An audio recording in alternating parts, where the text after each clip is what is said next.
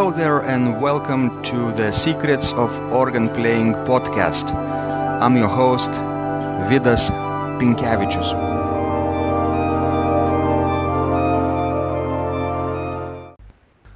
Welcome to Secrets of Organ Playing podcast number 74. This is Sunday, December 25th, 2016. Merry Christmas, everyone. And today's guest is Italian organist Enrico Presti. He has attained diploma in organ with Professor Wladimir Matesic in Bologna and degree in computer science with mention in the Faculty of Mathematics at the University of Bologna. Enrico attended master classes with Marju Riisikamp, Olivier Latry, Planyavsky and Hans-Ola Ericsson. He performed several concerts in Italy, Luxembourg, Switzerland, Faroese Islands, and Finland, Baltic States, United Kingdom, France, Sweden, Austria, Russia, Czech Republic, Romania, Denmark, and Germany. From 1996 to 1999, he was managing director of the international concert series Organi Antichi, un patrimonio da ascoltare in Bologna. From 2002 to 2007, he was artistic director of the international concert series Musica Coelestis in Ferrara. And from 2003 to 2005, he was co-artistic director of concert series Al Centro la Musica in Bologna. Enrico is currently enrolled in the Faculty of Letters and Philosophy at the University of Bologna and doing his PhD dissertation. In this conversation, we talk about avant-garde organ music, finding time to practice, and the dangers of comparing yourself to others. Let's go to the show. So, Enrico, I'm so delighted that we are connecting online this evening, and I'm so eager to find out about your work and your artistic life and your recitals, right, and your recordings, everything that is challenging to you and exciting to you, and your future plans perhaps, and what goes behind the scenes in your work, how you practice, how you prepare, anything that will be very valuable and inspirational for our audience around the world. Thank you so much and welcome to the show. Thank you very much, Vidas, and thank you for this pleasure for me to speak and then here with you. And thank you for your kind words. Great. Enrico, I usually start these conversations about your childhood, about the guest's childhood. Do you remember the time when you first fell in love with the organ? Can you share the story? Yeah, I began my piano studies in 10 years ago, when I was 10 years old, and after some time I moved to the church choir, where I was called to play harmonium. After some basic formation, not so great formation, but I remember that he was a not good teacher for me. So when I moved to the choir church, to the Catholic Mass, I was very involved in that, because it is very interesting to sing and also sing as tenor, okay, and to play this little instrument that was an harmonium. Now we talk about the harmonium, that is a little instrument, not the great instrument like the organ, but it's very interesting to take the first steps on this instrument, because the similar aspect of the playing of the instrument is very, very, very interesting. Like the way of playing, that is very different from piano or harpsichord. So after my studies in computer science at the University of Bologna, I was informed that a new organ course for liturgical mass will start soon. Then I was very, very interested, was enthusiastic, so I was enrolled immediately. And my first teacher, was a very young and talented professor. Name is Wladimir Matesic. That he was recently returned to Italy from Germany after his diploma in so-called virtuosité, so the virtuosity organ, by the very renowned Professor Clemens Schnorr. So it was interesting to meet him at the first time in the greatest church with probably one of the greatest instruments in Italy.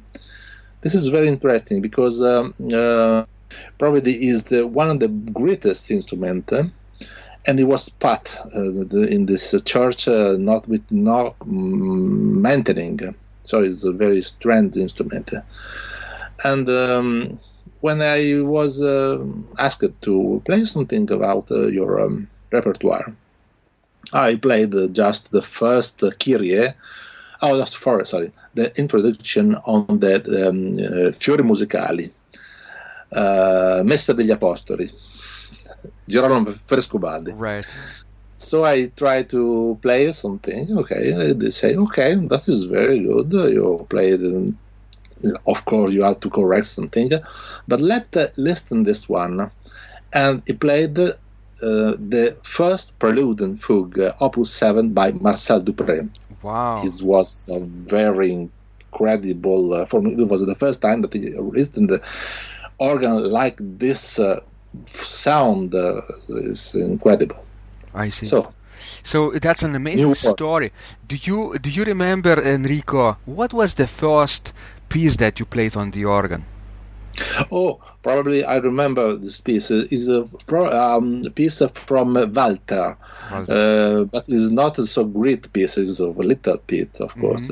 It was the piece that I presented to the first essays that with other people that participated to this course, and it was very. I'm very emotive. I am very impressed by the public. It was the first time that he presented his music in the public. That is, of course, not the public on the church, but is a real auditor listeners.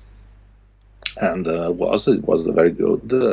Other people presented some pieces by, for example, I remember some pieces by César Franck. Other people played music a little more, not so difficult.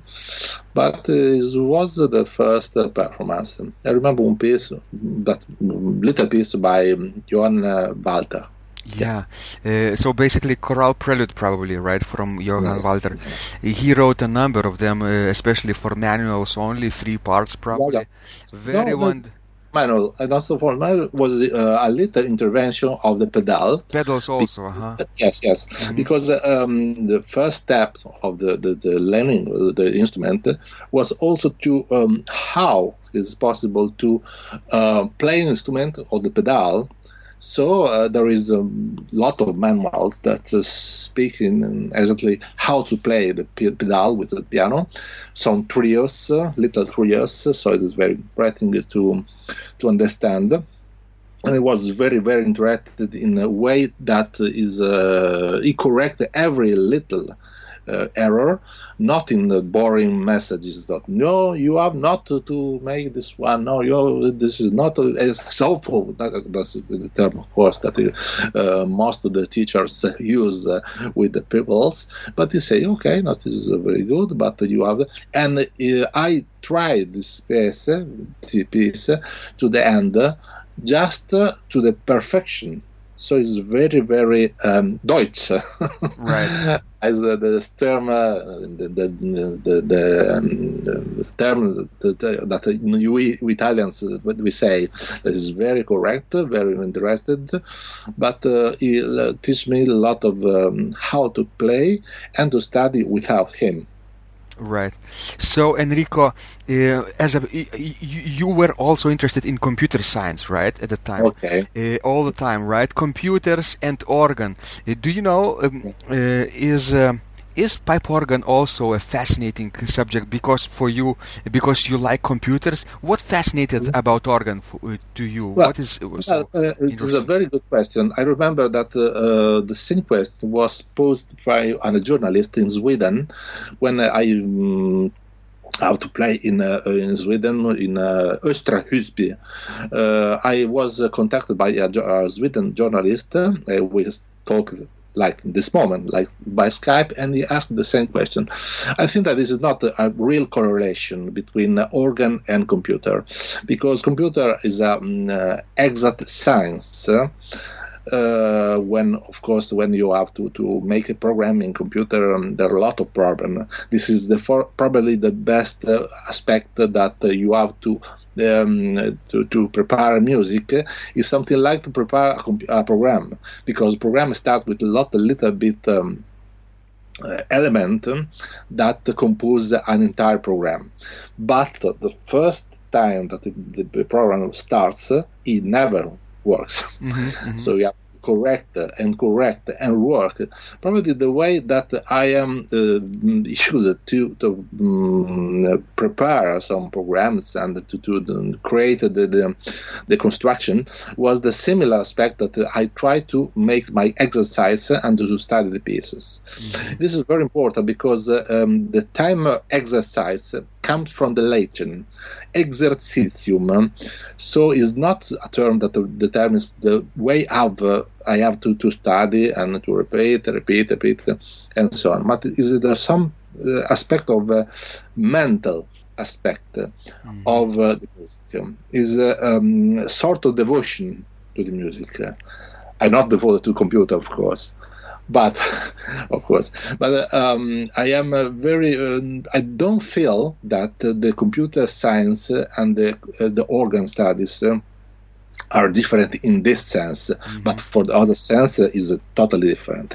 You know, Enrico, I thought that.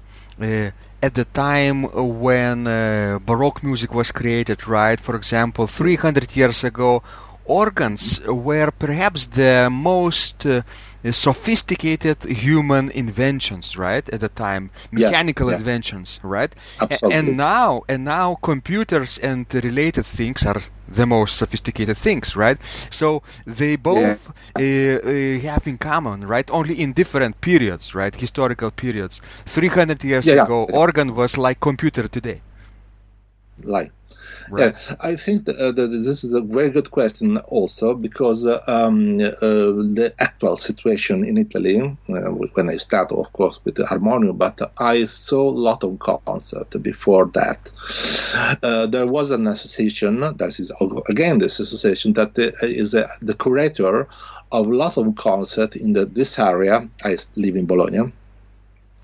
In this area, and they make a lot of concerts in that time. Not that is impossible in this actual time, but they prepare a lot of concerts during this in that time, and playing a lot of oldest instrument, very oldest instrument, restored in historical informated matters. So very good restoration that give us as organist to play exactly as the time that the organ was performed. For example, in Bologna there is the oldest instrument in the world.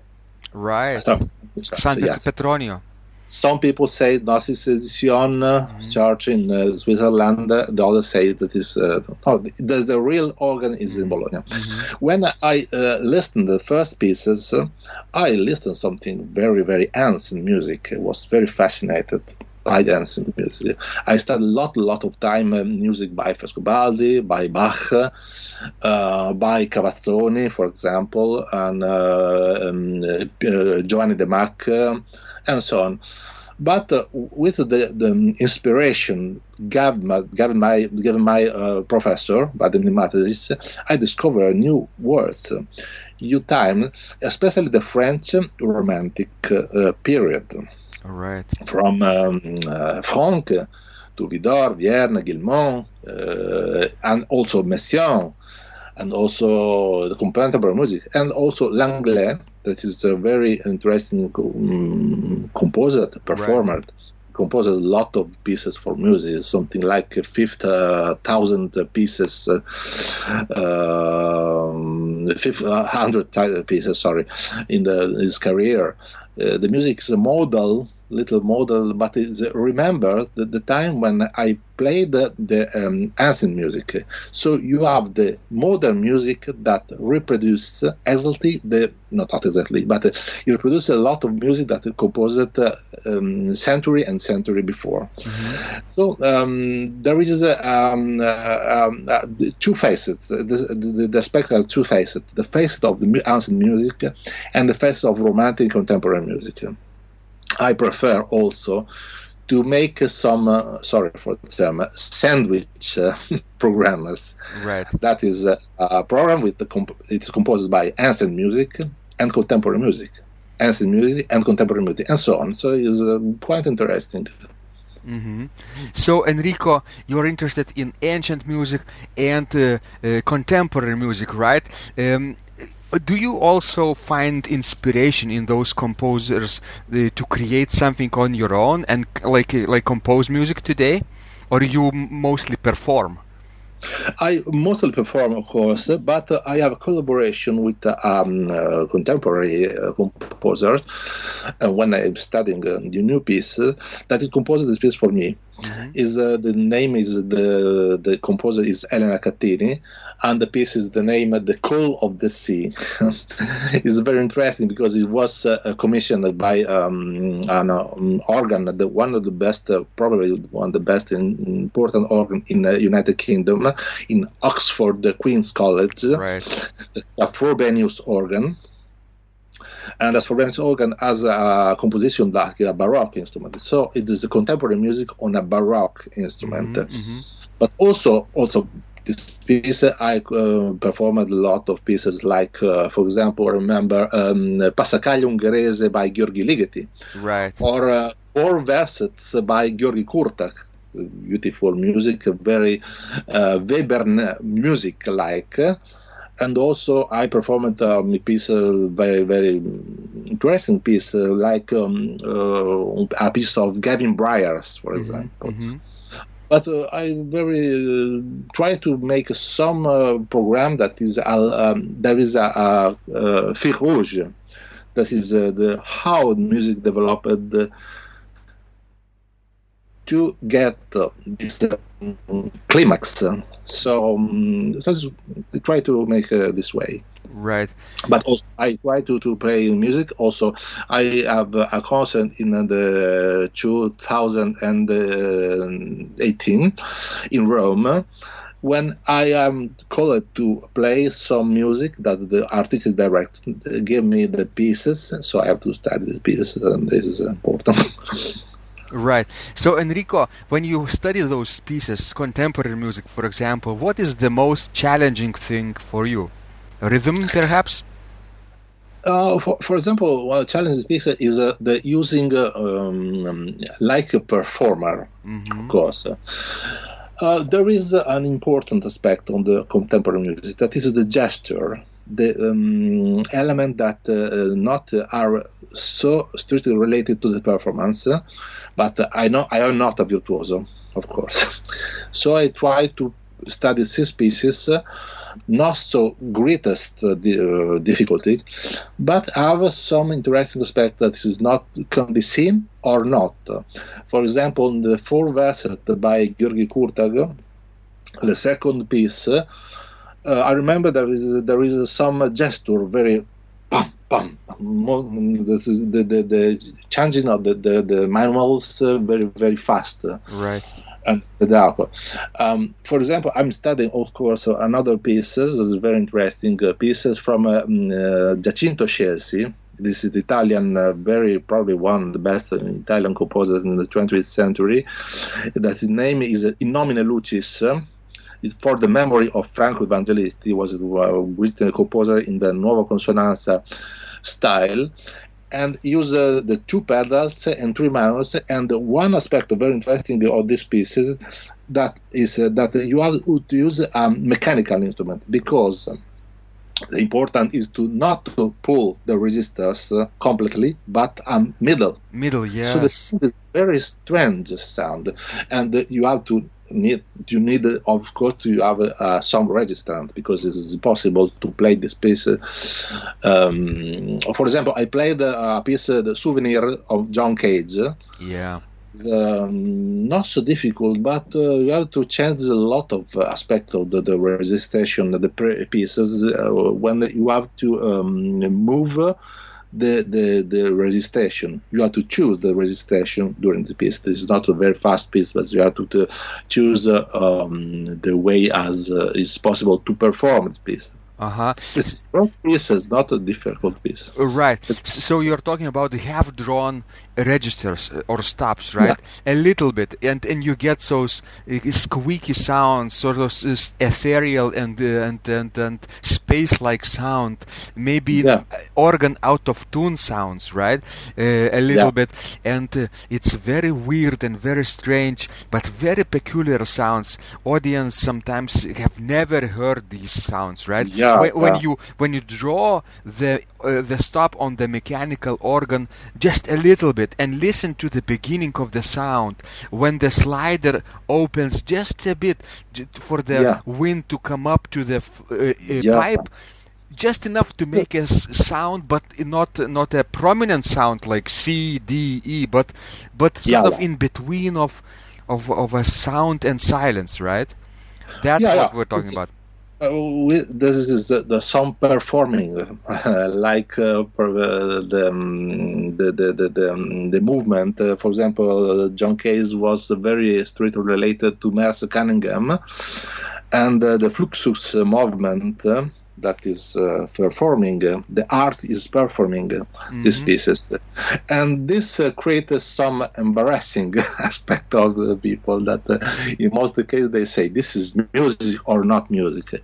For example, I think about the piece from Edgar Varèse, Désert. They say that people like Le Sacre du Printemps, Stravinsky. It was the piece when it was performed. This is a radio piece. Right. This is not for performance, but it's a radio piece. When performed by the Radio France, a lot of people called the direction, said, but this is not music. You have to stop it immediately. So create some like a term that used very in French language. That is succès du scandale. Success and scandal is a contradiction in terms. That is success and scandal, so scandal. So a scandal of success, and the term that determines that it was the prominence, the power. Now we will listen Desert, Edgar Varèse, that is very normal piece, not so related to is not incredible like the beginning. But it was very interesting. So, Enrico, have you ever played the famous Volumina by Gheorghe Ligeti? I really want, because it's not difficult to find this music. This is my repertoire, classic repertoire, like the three studies, like, of course, Pascal Ingres, that is only for harpsichord, but I play on organ. It is interesting because I read a lot of interesting aspects in prominence with the one of the teachers that I had, that is Hans-Ola Ericsson. Oh, yeah. Ericsson recorded all pieces by Schoenberg, like Ligeti, and he performed also Volumina. But it needs a very great and used instrument that is very difficult to find in Italy, of course, because all instruments in Italy have a preeminence of one manual, one keyboard. It is very difficult to find, of course, an instrument like with the dimension. But I very love to play these pieces. Probably I perform in the next future. Right, you're planning to do this in the future. Yeah. That would be a great adventure, because then you can also explain to your audience what's happening, right? Those noises, those tremblings and those vibratos and half-drawn registers also. All those aleatorical techniques that Georg Ligeti uses at the time in 1960s, right? It was 61, I think. It was sort of a groundbreaking technique, right? And it was an avant-garde piece par excellence, right?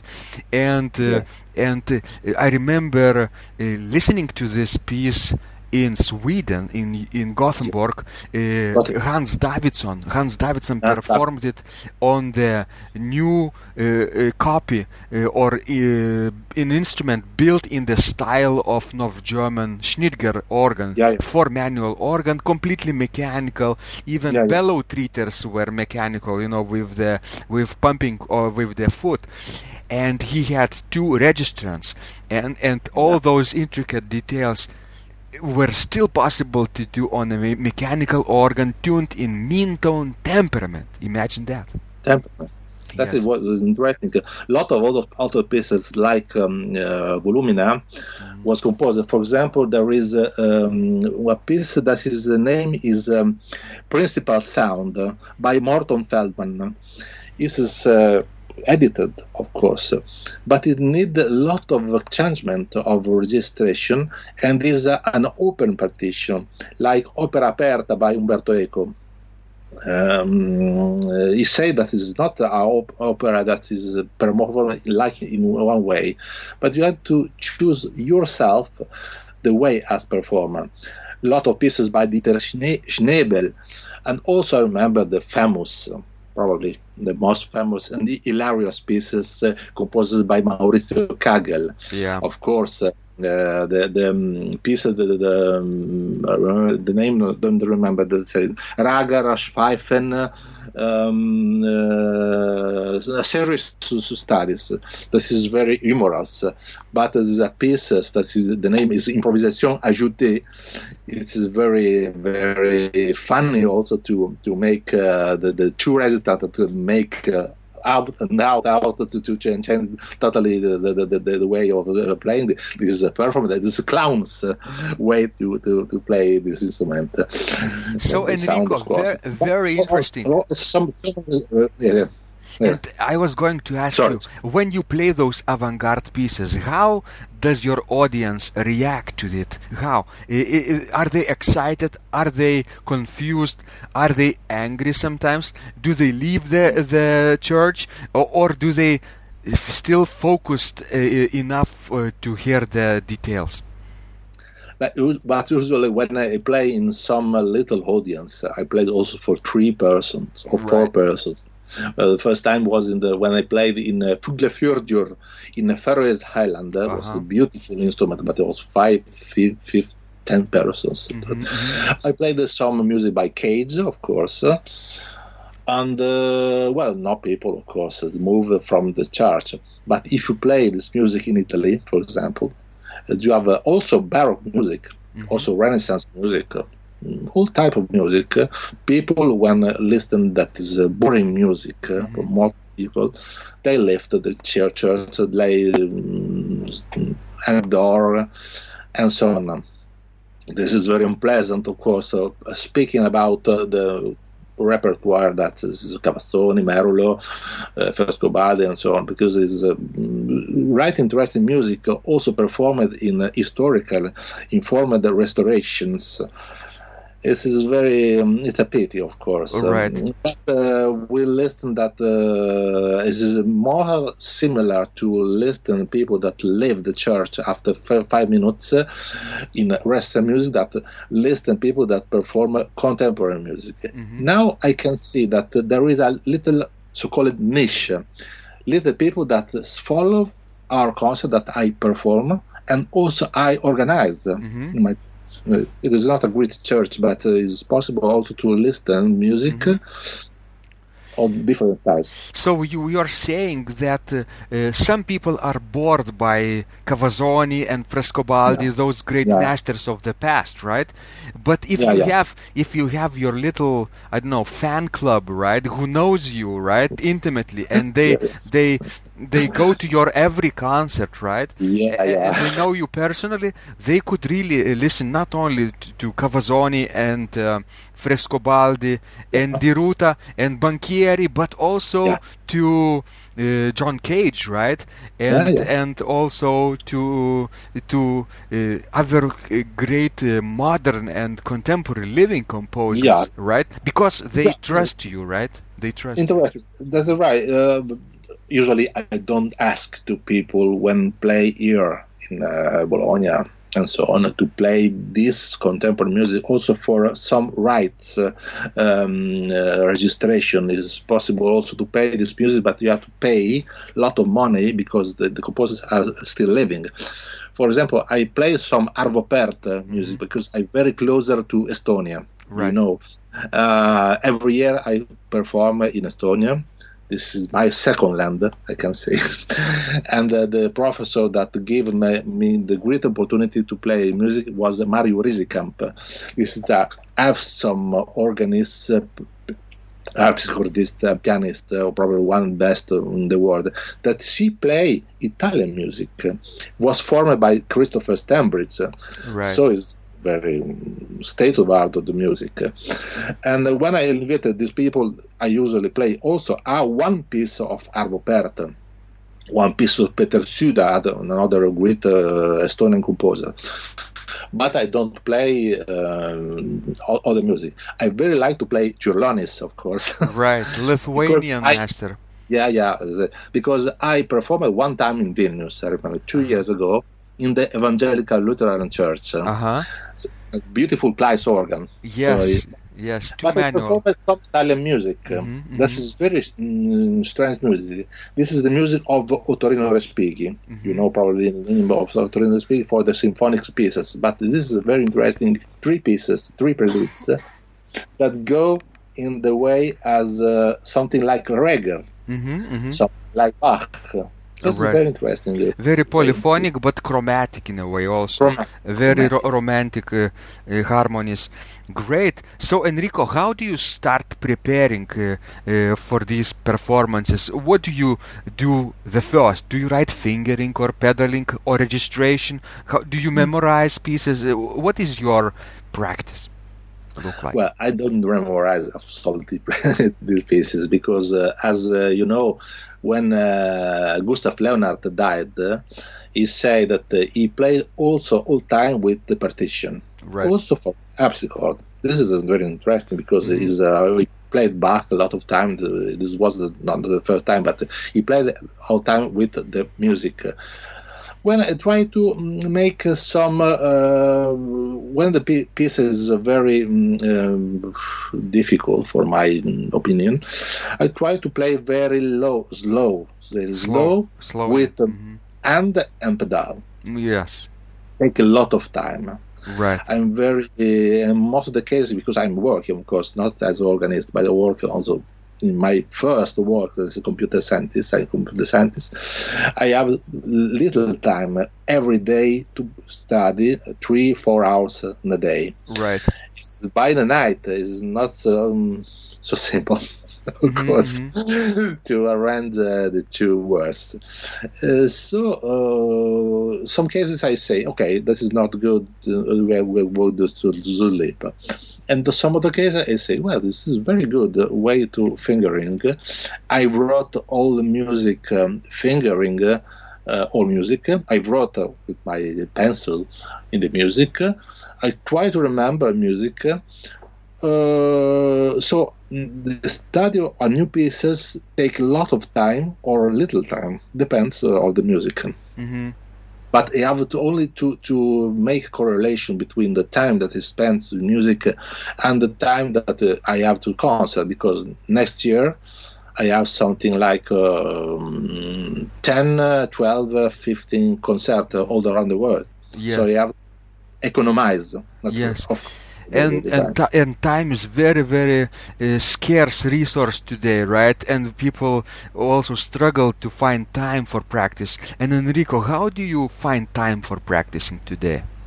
Time is. I remember that when I start to work, I received my professor, Wladimir Matesic, to say you have to probably to play during the lunch, but you have to start very early because the church closes at 12 and 30. Right. Exactly. So you have to enter before the closing the church. The church is beautiful, probably in one of the best, most stunning instrument in Bologna. That is the Santa Maria dei Servi. So is probably the first modern organ with the Baroque disposition, with 3 manuals, built by Tagliavini. Yes. And so at the time it was only this time. After I was very tired because I don't combine the 2 aspects of the study music and to perform music. So I use an electronic instrument in my house. That is very good. It has some problems. In the last time I remember I had to make very, very careful about the use. But I study on an electronic instrument. This is some use Outback systems. I use this instrument that is very good. A friend of mine, Mr. Renato Negri, performed with an Outback instrument, and once a time I remember that he was behind the sea in the morning. He pulled this instrument on the sea, and in the very early time in the morning he played Toccata in Fuga with people that comes in the sea beach to take sun, to incredible. Right. Oh, that's fantastic. And Enrico, of course, you are sort of a dual major, right? You are a professor an expert in computer sciences, right? And an organist, right? Do you often compare yourself to other organists? Do you find comparison dangerous between people? Absolutely dangerous. It's dangerous because they have their own lives. This is impossible. Yes, I saw with social network that is people that said, "Oh, I am in St. Petersburg," or "I am in as I say, I'm proud to be invited to the greatest festival." So I see that is very good for you. I also played in Tromsø, that is in north on Norway. Probably is not the northern organ in the world, but is probably one of the northern in the world. The other greatest organ in the world is in the Kirkenes church. But for me, it was a very important mark for my career. But when I saw other people that say I have to make music. For me, I think that I am very exceptional to combine the work, family, and music. Most of the cases when I go around in the world, my wife says, "I don't have to make it around. We left with my child, of course, alone." Yes, it's impossible. But after a long time, I return to the home, and so. Right. Try to combine this music with a little time to mark and to play and to return. It's very fast, in and out. So that you could also take care of your family and also not to leave your wife behind so long, right? Because it's very stressful for family members to be alone when another person travels also alone, right? Around the world, very risky today. So very interesting, right? And Enrico, since we're talking about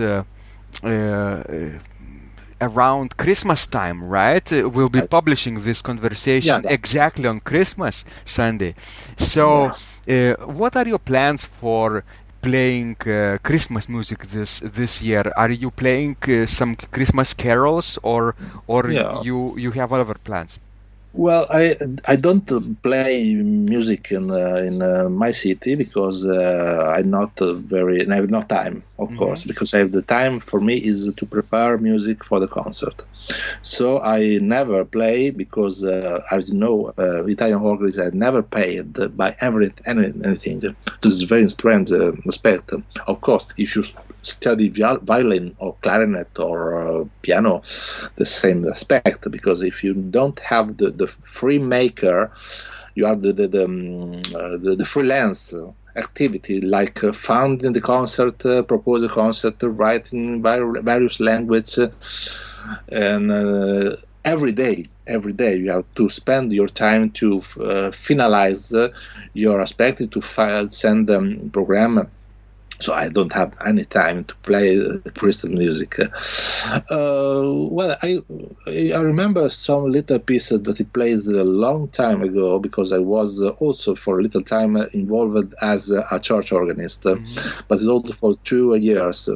I play some music with the choir, of course, because the choir is the best aspect of the organ playing. Most of the cases, some people make concert with two aspects. The first aspect is the music, organ music. The second aspect is the choir music. So, well, I think this is possible to make some carols, some classical carols. Depends, of course, with the context of the mass. Some Indulge Jubilo, of course. But I remember also a very beautiful very little piece composed by Jean de Messier.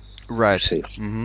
Jean de Messier, like the great organist in the world, that he played the Six Etudes, that is the most difficult, hardest music in the world. But she composed a lot of little pieces for the mass, not so great, absolutely not difficult. And the first piece is the Ronate Cieli, and it's a very incredible music that delivers all the sound of the Gregorian chant. So it's probably the best aspect before the Christmas, of course, but it's very interesting. Also, traveling with the Gregorian music and combine Gregorian music with the organ. This is awesome. Beautiful. So, Enrico, what are your plans for the next year? If you, for example, made one wish for the next year, what would that be? Sorry, if you say one more time.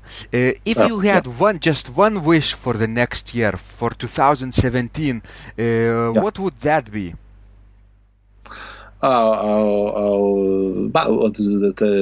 The next programs is in February, for example. I concentrate my activity during July and August, because it's the time when I can march without any problem. But for example, next February I'll be in Rovaniemi. Right, very Finland. Yeah. And Kemijärvi, two cities not so far one to the other. And I like to discover, because I love Finland, I love Nordic people, and I'm very curious, also by personal experience, to go directly from Helsinki to Rovaniemi is something like 22 hours of bus. I go by. So I try to find how it is possible to make this trip, play music, and move to the church and to return. This is the first concert. Then I have other concerts. Right, fantastic. You probably will see a lot of nature in Finland, right? When you go by bus, right? Fantastic nature. Absolutely. Yeah, absolutely, it's beautiful. But also, I stay only in Vilnius very, very little time, because I arrived in the morning. I studied. I do my concert the same day. I slept one night, and the day after, I returned in Italy. Right. But Vilnius is beautiful. I very like to return here. So Vilnius is like northern Italy, they would say, Italy in the north, because we have so many Italian-style buildings, right? Because in the 16th century and 15th century, lots of Italian artists came to Lithuania and especially to Vilnius to build churches and palaces and work in as court musicians and painters, right? And other artists came also. So it was very Italian influenced culture at the time. Absolutely. Is it something like I don't know if the term Venice or Geneva is correct, but the surroundings, the center, of course, because I never moved from the center, was a very credible, awesome situation. But I very want to return in Vilnius. In that time, I remember that I have a meeting, the first meeting of my life, with very, very talented Italian artist living now in Vilnius. The name is, I don't remember, Gianluigi Spaziani. Oh, yeah. I already know. I know him, my friend. Organist, I met him for the first time, not in Italy, but in Vilnius. It's incredible that a little recital that have a so great resonance, of course. He is from Marche region, from Grotta Mare. Yeah, the southern Marche. Southern Marche because, but he's a very talented performer. He studied in Holland, in Netherlands, so very good. So, what a small world, right, Enrico? You travel the world and you meet Italians in foreign countries, right? So, fantastic experiences when you meet other people that you don't know existed, right? And when we go back in time, can you go back in time, Enrico, and think when you were little and just started playing the organ, right, or harmonium or other instruments? Is there just one thing you wish you knew back then that would have made a big difference in the past that you know now, of course? Is that, can you share with us? The share was when I was very younger, I never liked music. I started playing piano by my father said, you have to play piano, but without any circumstances related to the music. My professor was not good. And I moved to the music, especially to the contemporary music, exactly from the period of the second Viennese school, Schoenberg Weber.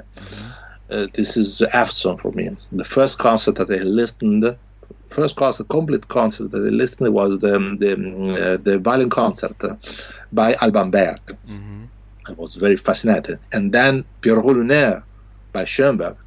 So I started from the contemporary music and arrived to the Baroque music. The middle, that is the so-called romantic music, is totally unexplored, but because I'm studying at the university for my second degree in musicology, I am discovering a lot of music. So I will be very interested in the past to lose not so time to make something else, but to concentrate on the music, because music is my life. Right. So you basically go back in time and restudy romantic music now, right? You have this chance. You wish you had this chance when you were little, right? To study romanticism, but you studied modern music first, and then went back to Baroque period, right? And earlier times. And now you can practice. Yes, a lot of inspiration comes also for the progressive music. I never studied the pop music, so-called popular music. I was very interested in popular music, but not in the so-called music, popular aspect of the music. But I now find also jazz music. But now I'm finding that this period, this repertoire has a lot of resources, also for the organist. For example, if you listen to some music from, Miles Davis. Right. You can find the modal aspect of modal jazz. That is a very interesting movement. Also, the free jazz for Ornette Coleman, as this is not a free jazz. This is not a jazz that you play everything without any basis, but you have the basic aspect of music, and you can march everywhere.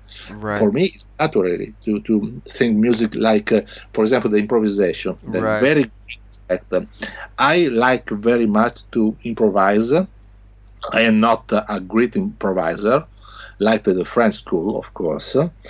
But when I have a great instrument, a great acoustic, and a lot of possibilities, like choosing the instrument, I was very fascinated by a little idea that develops itself also in a tonal manner, not so tonal manner, but this is very interesting for me to navigate in music like the improvisation. For me, improvisation is one of the best, incredible art, like jazz, of course. But it's incredible. I listened some week ago a concert by Jean Guillou. Yes. Here, he's an incredible musician. Yes. So he is an improviser and composer, and when he creates those fantastic recitals, people are transfixed by his virtuosity, but also by his mind, how his mind works, right, in completely unexplored way. And he's such a great inspiration for all of us, right? That's right. The aspect that improvisation touched me very powerfully is the stumme film.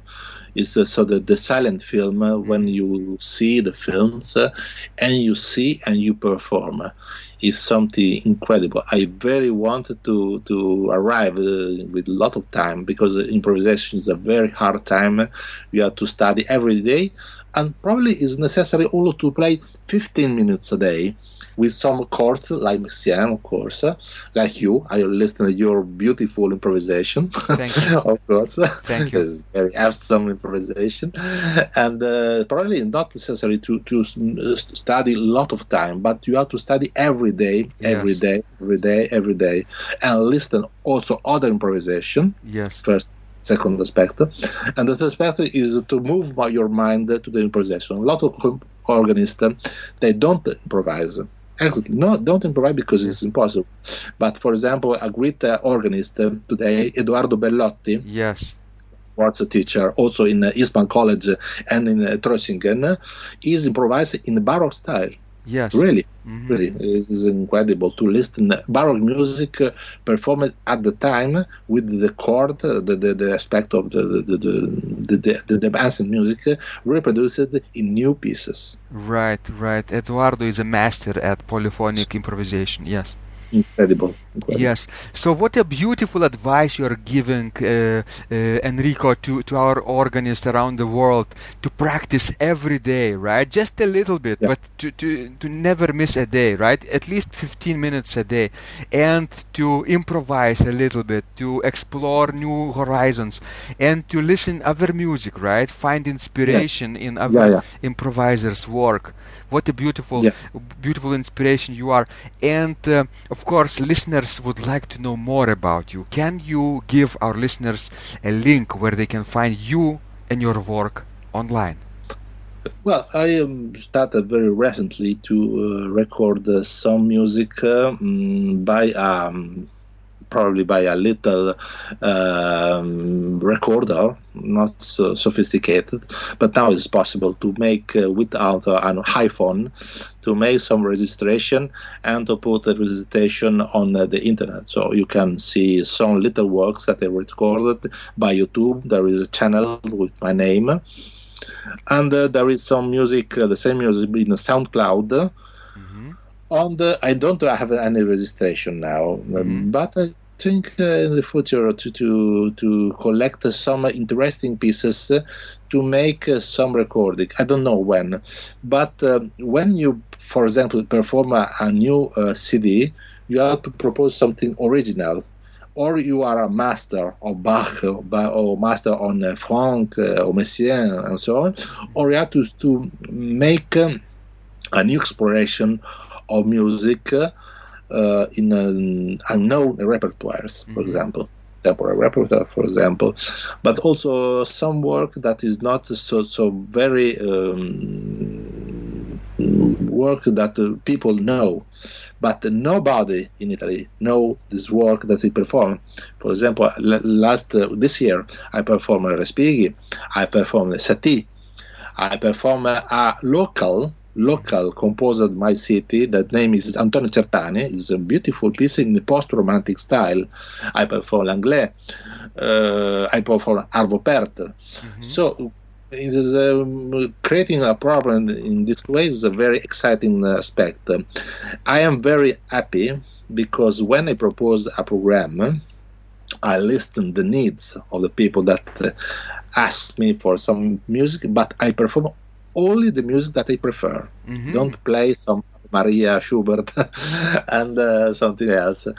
But I perform this music because for me it is the way of teaching probably the people to listen something very difficult aspect or new aspect, and most people appreciate this, and other people that doesn't appreciate this music.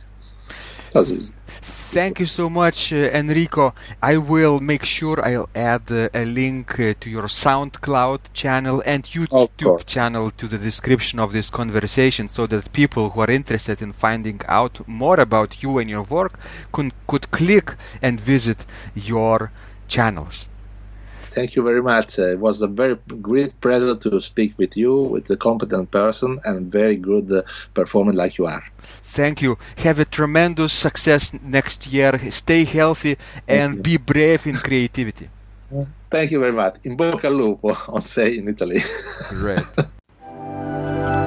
If you liked this conversation, I encourage you to visit my blog Secrets of Organ Playing at organduo.lt, where you will find lots of insights, practical advice and training for every area of organ playing. You can subscribe to this blog for free to get your daily dose of inspiration and to be the first to know when any of my future podcasts roll out. I hope to help you reach your dreams in organ playing. I'm Vidas Planyavskas. Thanks for listening, and I'll catch you online really soon.